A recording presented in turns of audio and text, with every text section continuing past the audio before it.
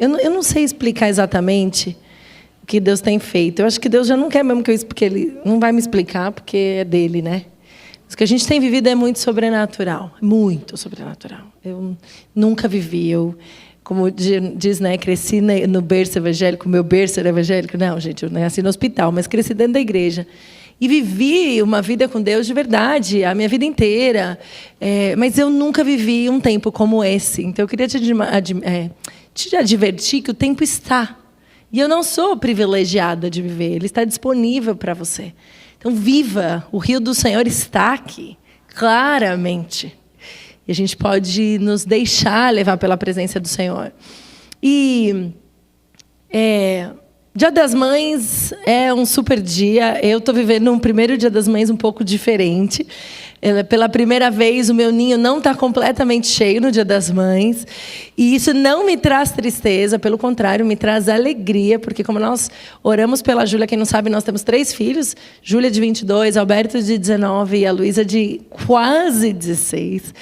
E a Júlia, a gente enviou ela para o Brasil, está passando uma temporada lá, se preparando num seminário. E pela primeira vez eu não tenho os 3 no Dia das Mães, mas nós oramos aqui enviando ela e falando: você foi criada para esse propósito, para adorar o Senhor, então vai onde o Senhor te levar. E aí eu comecei o dia com ela, com FaceTime, fiquei batendo um papo com ela, e é lindo ver o que Deus tem feito, e em uma semana, como o Senhor já tem trabalhado na vida dela.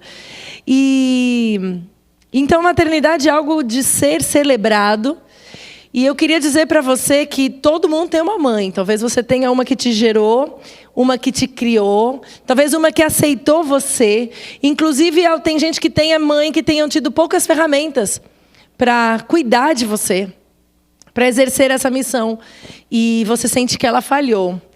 Mas é Dia das Mães para todo mundo. E é para você também que é mãe, que sonha ser mãe.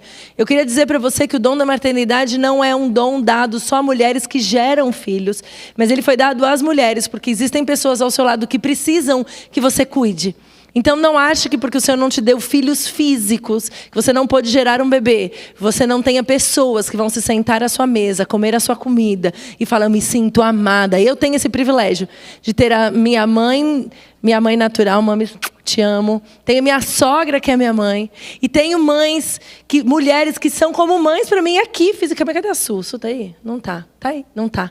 Mas a Su é uma mulher que eu falei para ela: você é como uma mãe para mim aqui. Então, são mulheres que fazem parte da sua vida. Então, mulher, não importa se você gerou fisicamente ou você não gerou. Existem pessoas que precisam do dom que foi colocado em você. Então, não despreze isso.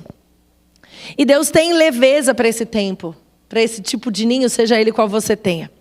E quando a gente estava preparando, o Antônio falou: e aí, a gente está na série do Evangelho. E aí eu falei: tá bom, mas eu posso pôr a minha história aqui no meio?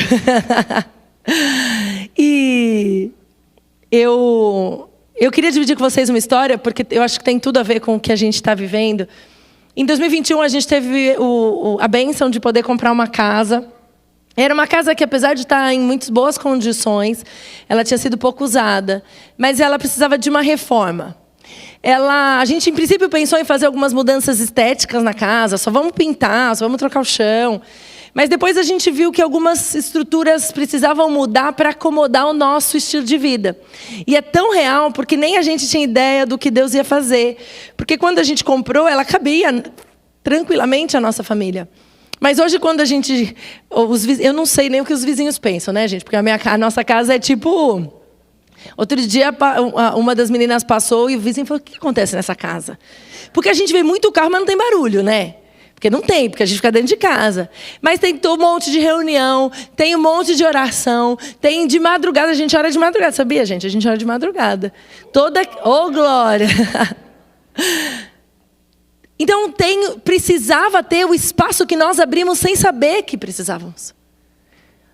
A nossa família caberia naquela casa antiga, mas Deus sabia o que Ele tinha para essa temporada. E essa temporada precisava de uma reforma, precisava quebrar a parede, precisava abrir espaço, precisava de lugares para receber as pessoas que Deus mandaria naquele tempo.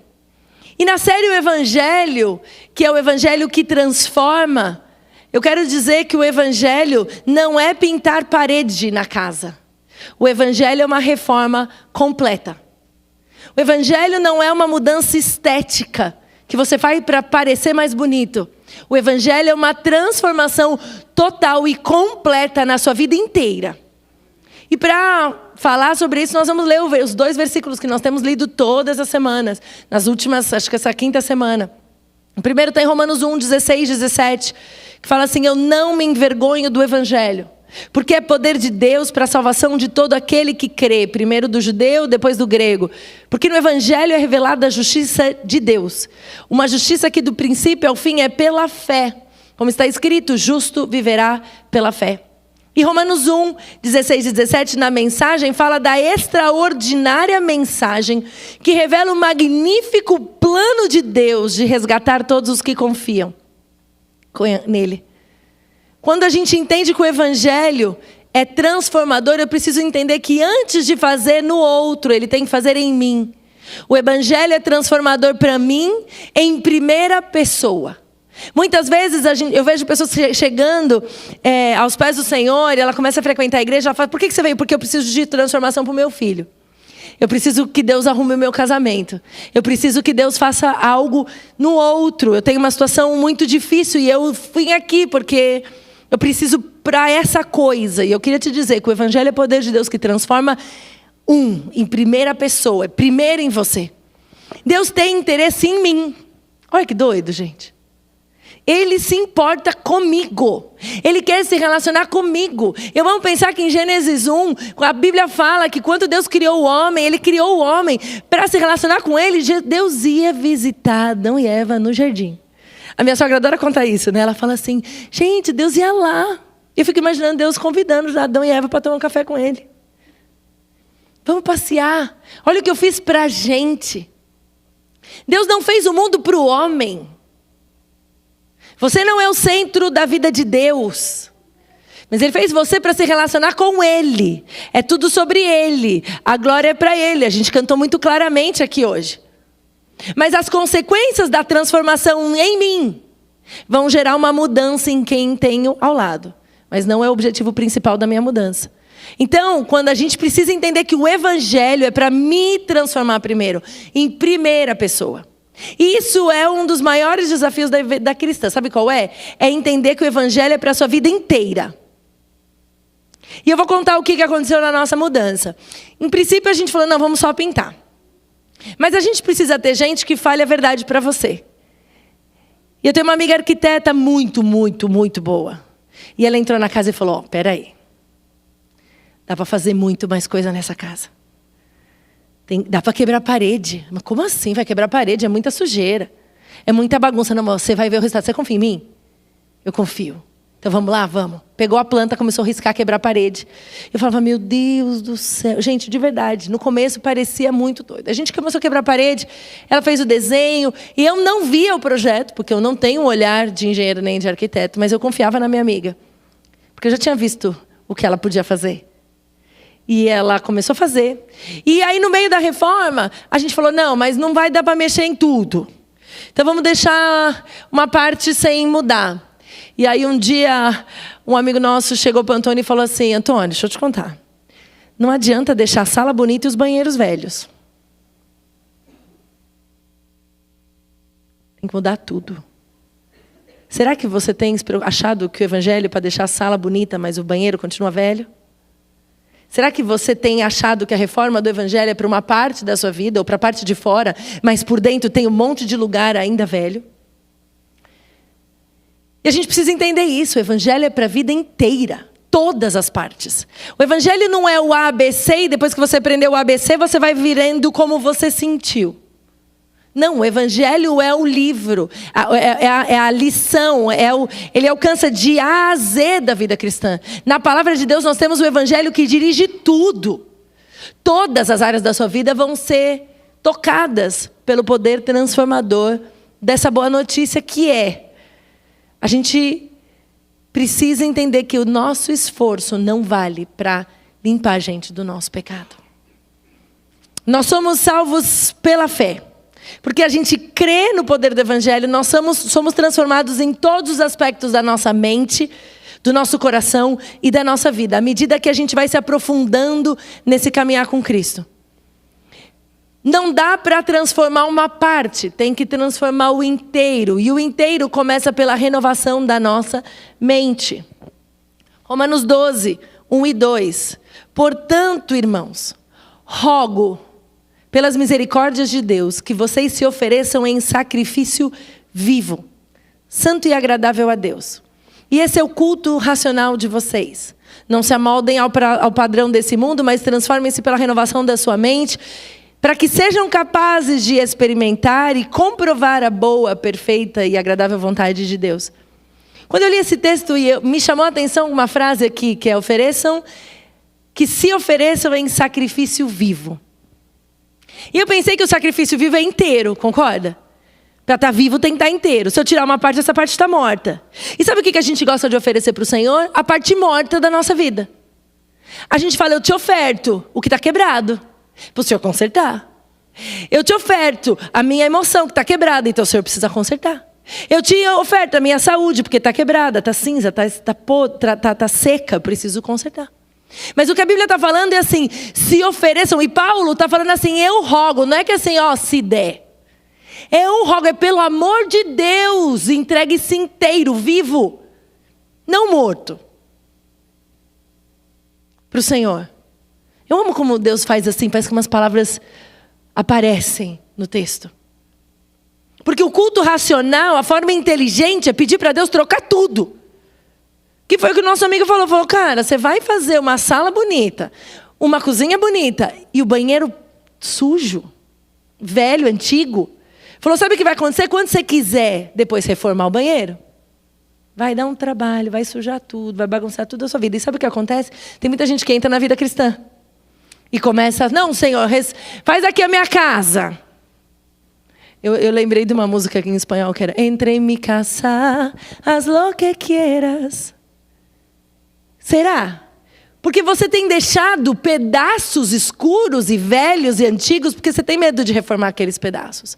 Porque viraram pecados de estimação, áreas de estimação que você não quer que o Senhor mexa, porque já virou do diabo e vai dar muito trabalho agora mexer. Mas eu estou aqui para te dizer que não importa o tempo. Se você está começando a reforma, você pode começar inteira. Mas se você já está e você percebeu, vale a pena. Vale a pena permitir que o poder do Evangelho transforme a sua casa inteira. Só que o Evangelho nos apresenta uma mudança que tem um custo. E como os americanos fazem, eu vou te fazer um disclaimer. Eu vou te avisar antes. Se você não sabia, eu vou te avisar. Se você sabe agora, você vai ficar sabendo. Você vai falar assim, bom, já começou a descobrir agora porque tem um custo. E o custo está escrito em Lucas 14, 25. Diz assim, uma grande multidão ia acompanhando Jesus. E esse, voltando-se para ela, disse, se alguém vem a mim e ama o seu pai, sua mãe, sua mulher, seus filhos, seus irmãos, suas irmãs, e até sua própria vida mais do que a mim, não pode ser o meu discípulo. Aquele que não carrega a sua cruz e não me segue, não pode ser o meu discípulo. Quer dizer, se você quer viver transformação, se você quer ter uma casa nova, se quer você ver inteiro para Deus, você quer se oferecer em sacrifício inteiro para que Ele transforme a sua mente, renove tudo, precisa ser inteiro. E vai custar. Vai custar o quê? Tudo. Érica, tudo é too much. Não é tudo. Porque a gente não pode amar ninguém mais, mas nem minha mãe. Mas nem o meu pai, nem o meu marido. Eu lembro, o Beto era pequenininho, ele devia ter uns 10, 11 anos. E a gente estava estudando o livro de João, ele estava fazendo o discipulado e ele falou assim, mãe, esse negócio é muito estranho. Como assim que você tem que amar Deus mais do que você ama o papai? Porque ele tem noção o quanto eu amo o pai dele. E eu falei, Beto, se um dia o papai pedir para eu desistir de Jesus, eu desisto do papai, mas não desisto de Jesus. E ele ficou olhando para mim, tipo assim, uau. Porque isso é verdade. Deus não divide a glória dele com ninguém. Então não adianta você falar, não, eu faço isso pelos meus filhos, está fazendo pelo motivo errado. Não, mas eu vou na igreja por causa da minha família, está fazendo pelo motivo errado. A reforma está acontecendo pelo jeito errado. Ele precisa entrar na sua casa. Quem tem que se sentir à vontade na casa é o Senhor, aquele que morreu por você. Não é pelos outros. Então tem um custo, e qual é o custo? O custo é todo. A transformação que o evangelho faz tem um custo de entrega. Mas quem vai fazer a transformação é Deus. A gente teve que pagar a reforma. Mas quem assinava o plano não éramos nós. O responsável pela obra não sou eu, não é você. Você lembra daquela música? Hoje eu estou meio Spotify, né? Lembra? É meu, somente meu, todo o trabalho. E o seu trabalho é descansar em mim. Talvez você já esteja sacando onde que o Senhor está indo hoje. Está falando assim, mas vai dar muito trabalho. O trabalho é dele. O seu trabalho é descansar. Porque aquele, eu estou convencido, Paulo falou, de que aquele que começou a boa obra em vocês, ele vai completá-la até o dia de Cristo Jesus. Então, se você já teve noção, você fala, ixi, vai precisar de reforma mesmo. Tem vários cantos que estão precisando de reforma. Eu queria dizer que aquele que começou a boa obra, ele vai completar. Amém? E aí, o que a gente precisa? A gente precisa entender que existem erros. E a gente já está falando isso desde o começo, o Antônio tem pregado sobre isso desde o começo, que são os dois extremos. Que buscam roubar o evangelho de nós. E eu vou falar um pouco sobre como extremos roubam e não permitem que você viva o poder do evangelho. O moralismo ou legalismo é a verdade sem a graça. Afirma que você tem que obedecer à verdade para ser salvo. Isso não é verdade.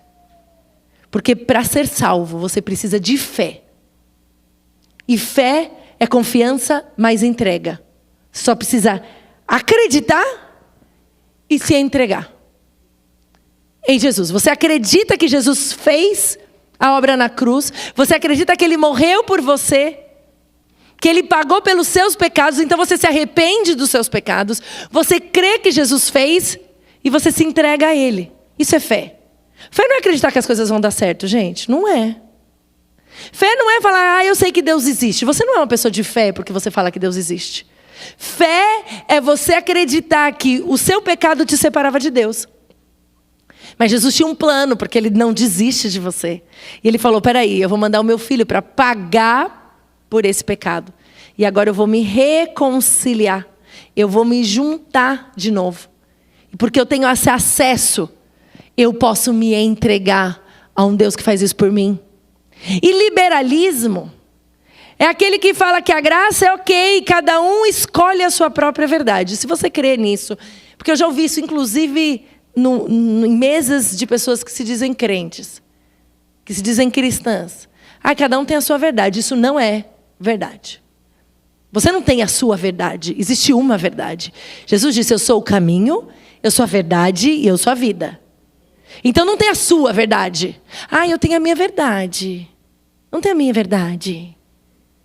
Eu tenho a verdade. E a verdade é Jesus. A verdade tem nome. A verdade é Jesus.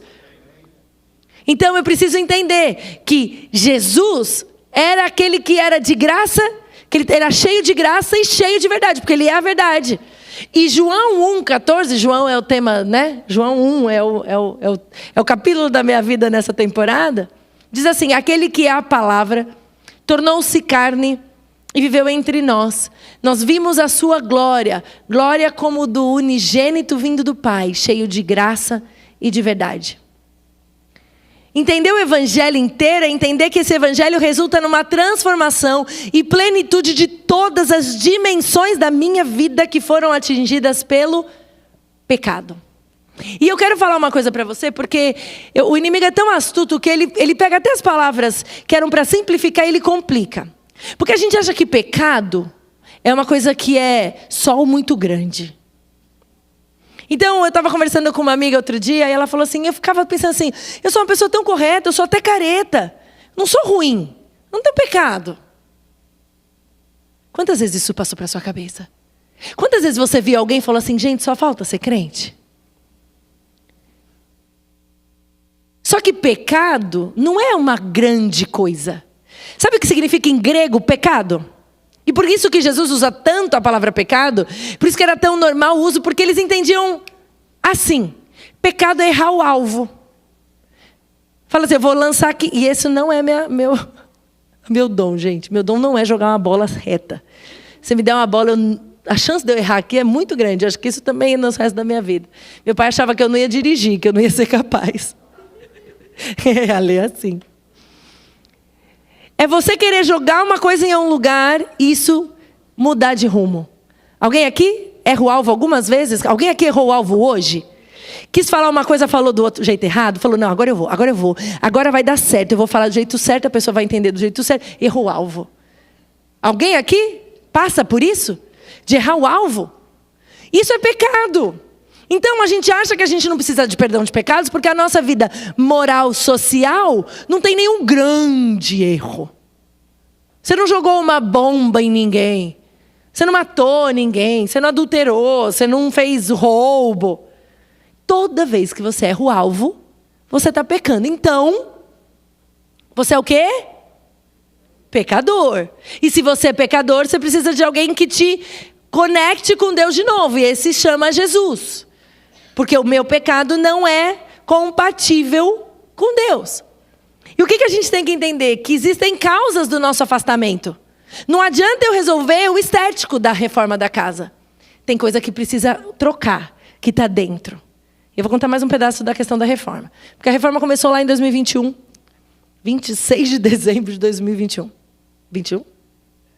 Não, 21? É, 21, né? É, acho que é. Foi. A amiga fala, sabe? Só que o que aconteceu? Agora, esse ano, a gente precisava de uma corrente de eletricidade com muito mais potência. E nós pedimos para um especialista e falou, ó, instala aquela tomada específica. Aí ele ligou para o Antônio e falou assim, então, te contar. Caixa de luz não dá conta da quantidade de energia que você precisa para esse tempo. A luz funcionava. Concorda? A gente está morando, aqui não dá para morar sem luz. A energia funcionava.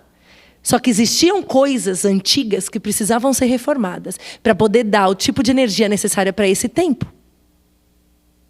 Você entendeu? Aí teve que fazer o quê? Trocar todo o quadro de luz. Tem um custo para trocar o quadro de luz.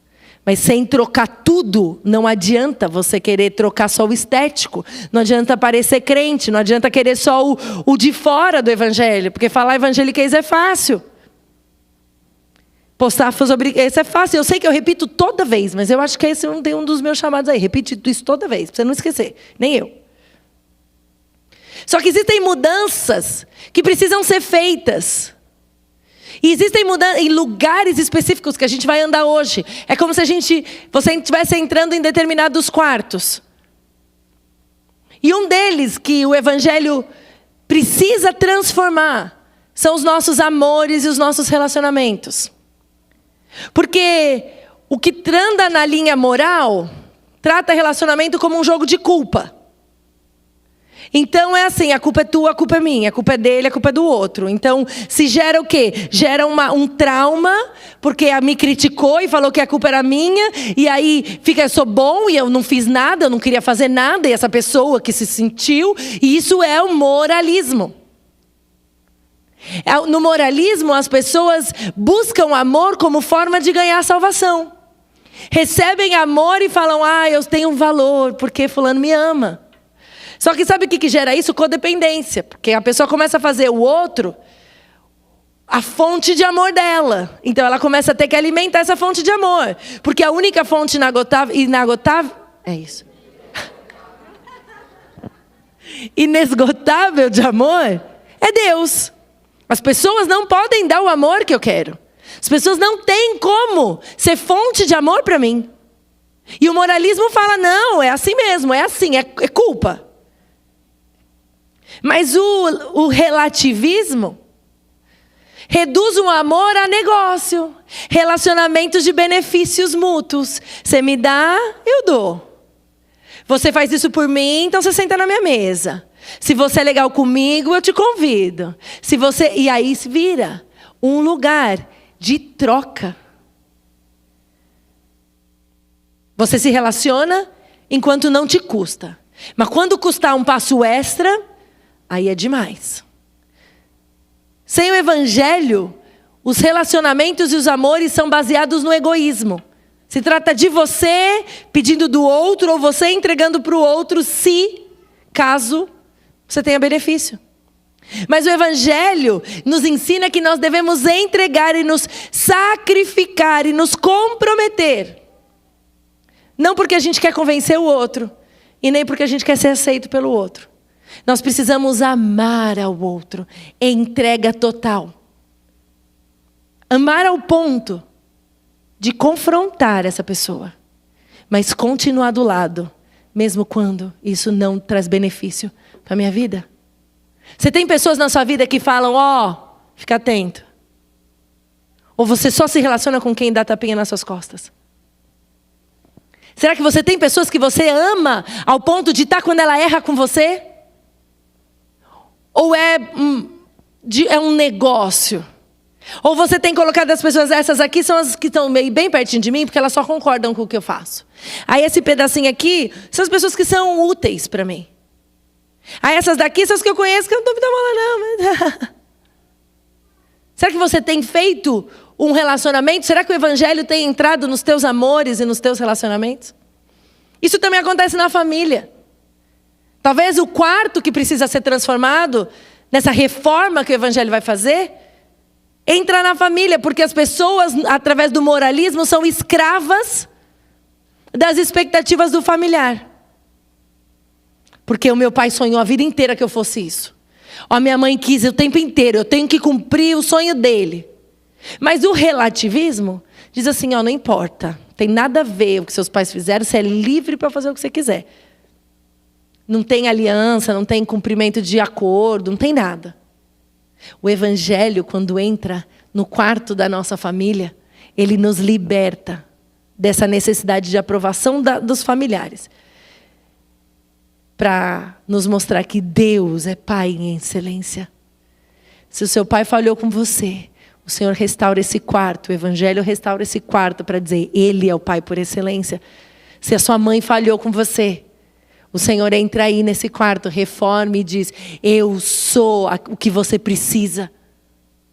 O evangelho é para você inteiro, todo, não tem quarto que fica fechado.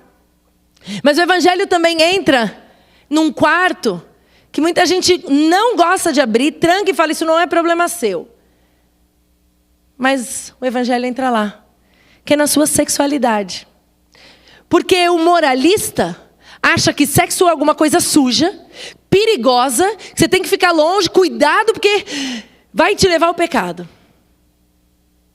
Mas o relativista acha que sexo é só uma coisa fisiológica. Física, biológica. O evangelho mostra, sabe o quê? Que o sexo deve refletir a autoentrega de Cristo. A Bíblia fala assim que o homem deve amar a mulher como Cristo amou a igreja e se entregou por ela. Jesus não se entregou numa parte. Ele entregou tudo. Na nossa sexualidade tem que refletir a entrega de Cristo, porque tem que ter tudo. Não pode ter intimidade sem ter o resto da vida.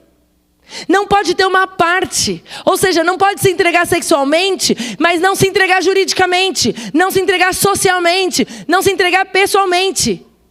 O sexo foi feito para ser entregue completamente. E o mundo está tirando isso. Não, você pode fazer, é só uma necessidade física. Não é, em nome de Jesus. Entregue no tempo certo para quem vai querer o inteiro. Quem ter a coragem de assinar um compromisso e falar inteiro. Porque o inimigo tem roubado essa casa. É como se fosse um closet fechado, que ninguém pode entrar. Não, na minha sexualidade ninguém mexe. Mexe sim, porque o evangelho é para o homem todo, para uma transformação completa. Tem uma outra área, que é um outro lugar que acontece, que é a área das emoções, da tristeza, do desânimo, da depressão. E eu vou falar aqui não sobre a depressão física. Existem desregulações físicas, químicas, enfermidade, depressão que precisa sim de um acordo, de um ajuste físico. Não estou falando de uma enfermidade, de uma doença, mas eu estou querendo dizer que muitas vezes você fica triste. E quando alguém está num estado de tristeza, sabe o que o moralista diz? Pecado. Desobedeceu a regra. Se arrepende que vai passar tristeza. Mas o relativista diz, sabe o quê? Você só precisa se amar e se aceitar. Na linha moral, ele trata o seu comportamento. Mas no relativismo, as emoções e tudo que é superficial é tratado. Eu vou te dizer uma coisa. O evangelho é poder de Deus para transformar de dentro para fora. O problema da sua vida não é o seu comportamento. O problema da sua vida e da minha vida é o meu coração pecador, doente, que eu fechei a porta para que o evangelho não transmita. Então que saia o que está acontecendo dentro. Não adianta corrigir comportamento se não estiver disposto a corrigir o coração e permitir que o evangelho, o poder de Deus, transforme a motivação daquilo. O evangelho faz com que a gente entenda que a tristeza é algo que nos leva a um lugar de arrependimento.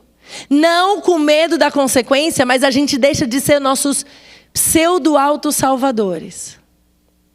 Porque a gente acha que a justiça pelas obras, então eu tenho que fazer eu mesma, eu tenho que resolver o meu, que tem que resolver os meus problemas. Nós precisamos deixar de achar que a gente é nosso próprio Salvador. Que as nossas ações nos salvam e crer que Jesus é o Senhor. Ele é o nosso Salvador. E nós precisamos permitir que Ele entre na raiz, em todos os quartos escuros e fechados do nosso coração. Tem uma outra área que é do autocontrole. E aí as pessoas falam assim, não, olha, ok, muitas coisas, mas no meu domínio próprio, muita gente usa essa expressão, mas primeiro eu só quero dizer que o domínio próprio é fruto do Espírito. Você não consegue fazer sozinho. Não mesmo. Os moralistas falam assim, controle as suas paixões e você não vai ser castigado. Porque está abordando a decisão, o externo. Os relativistas, sabe o que falam assim? Seja você mesmo. Descubra o que é bom para você. É tudo na sua emoção. Você tem direitos. O evangelho diz que a graça inabalável, o dom gratuito de Deus, nos ensina a dizer não às nossas paixões, se nós obedecemos a Deus. O não às nossas paixões deixa de ser uma ação externa para autoaprovação e se transforma num lugar de entrega de coração inteiro, tudo para o Senhor. Tito 2,12 diz assim, ela nos ensina a renunciar à impiedade, às paixões mundanas e a viver de maneira sensata, justa e piedosa nessa era presente. O evangelho faz a gente entender que nós somos uma pessoa inteira. E nós somos transformados quando a verdade que é Jesus entra no nosso coração. E o último quarto que eu quero falar hoje é o quarto da culpa e do perdão. Porque tem muita gente que gosta de um monte, já deixou Jesus entrar em um monte desses quartos. E talvez você fale, Érica, não. Esses aí não tem problema não, já reformei. Mas o lugar da culpa e do perdão ainda são quartos escuros no teu coração. Tanto ter consciência do pecado, como ter consciência da graça, destroem qualquer orgulho que eu tiver no meu coração. Quando eu sou consciente do pecado, acaba o meu orgulho. E quando eu sou consciente da graça, acaba o meu orgulho. Por causa do pecado, eu não poderia viver. Mas por causa da graça, é que eu posso viver. Então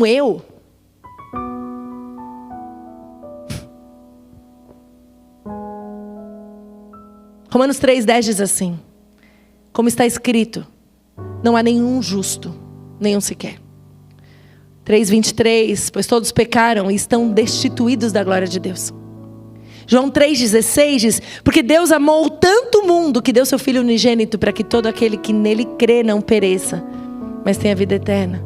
Gálatas 3,28, não há judeu nem grego, escravo nem livre, homem nem mulher, pois todos são um em Cristo Jesus. O nosso Deus é o único Deus que perdoa. O nosso Deus é o único Deus que perdoa. Nenhum outro Deus faz isso. O nosso pecado nos afasta de Deus. Mas nós precisamos ser reconciliados com Ele. Deus, quando eu estava meditando e pensando nessa palavra, e eu pensei na reforma, a reforma é necessária, porque Deus quer redimir todas as áreas da minha vida. Ele não quer que tenha lugares que Ele não possa entrar. Ele não quer que quando Ele entre na sua casa para sentar com você e ceiar com você à mesa, e Ele se levantar e fala: não vai naquele lugar, não vai naquele lugar. Sabe aquela coisa de onde é o banheiro? Abrir a porta errada? A gente não pode ter closets com caveira lá dentro. Mas eu queria dizer para você que o nosso Deus que perdoa é o Deus que em você agora está te visitando e está falando: aquele esqueleto tem que sair do armário.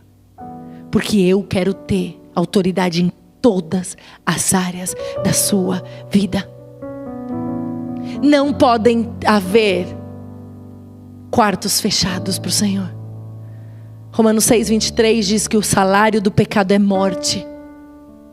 Mas não fica aí. Fala: o dom gratuito de Deus é a vida eterna. Eu quero te dizer que tem perdão para você, à medida que você estiver disposto a perdoar. E o perdão, sim, é uma medida que depende de quanto eu recebo, o quanto eu dou. Porque a Bíblia fala, e Jesus, quando nos ensinou a orar, e se você tem dúvidas de como orar, Jesus deixou um jeito para você. Se você não souber orar nunca, você repete. Mas não é para repetir como uma coisa que você não sabe. Ore o Pai Nosso. Porque se você pensar no Pai Nosso, você vai ser transformado em todas as áreas. Mateus 6,9 diz assim: vocês orem assim: Pai nosso que estás no céu, santificado seja o teu nome. Venha o teu reino.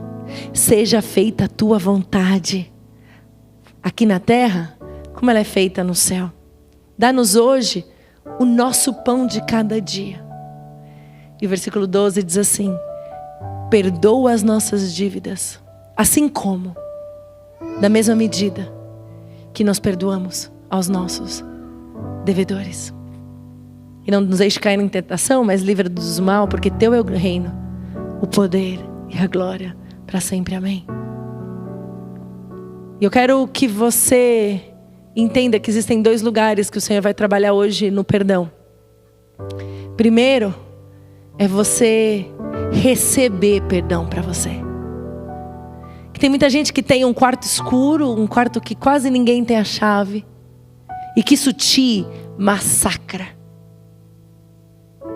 Só que o Deus que sabe todas as coisas, hoje está falando para você: o meu poder é capaz de abrir essa janela, essa porta.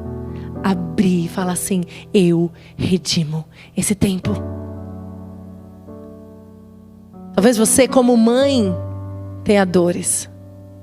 Talvez você como pai tenha dores. Talvez tenha o Espírito Santo está falando para você e está fazendo lembrar quais são os esqueletos dentro do armário. Mas hoje, o nosso Deus, o Senhor Todo-Poderoso, Ele fala: filha, dá a chave. Me dá a chave desse quarto. Porque eu vou transformar a tua história. Você não vai ser mais escravo daquela dor. Mas hoje é dia de perdão. Tem perdão disponível para você. Tem perdão disponível. Não tem pecadinho, pecadão, porque você errou o alvo. Sabe, eu vivi em algum tempo num processo que um dia eu falava: Deus, mas como que eu vou pregar? Porque se as pessoas descobrirem que na minha história não é perfeita? E Deus falou assim: onde elas verem a tua falha, elas vão ver que eu sou Deus. E eu parei de ter vergonha, no sentido de querer esconder a minha história. Mas a minha história virou lugar de redenção. A minha vida mudou o dia que eu descobri que tinha perdão para mim. E que o que Deus fazia em mim, a partir daquilo mudava, Ele mudava. E aquele armário, se alguém viesse falar, eu abri o seu armário, eu falava: tá tudo bem, foi Jesus que limpou, ele não está mais sujo. Aquela cicatriz já não é mais um lugar de vergonha, mas onde abundou o pecado, superabundou a graça. Então eu sou um lugar de graça abundante.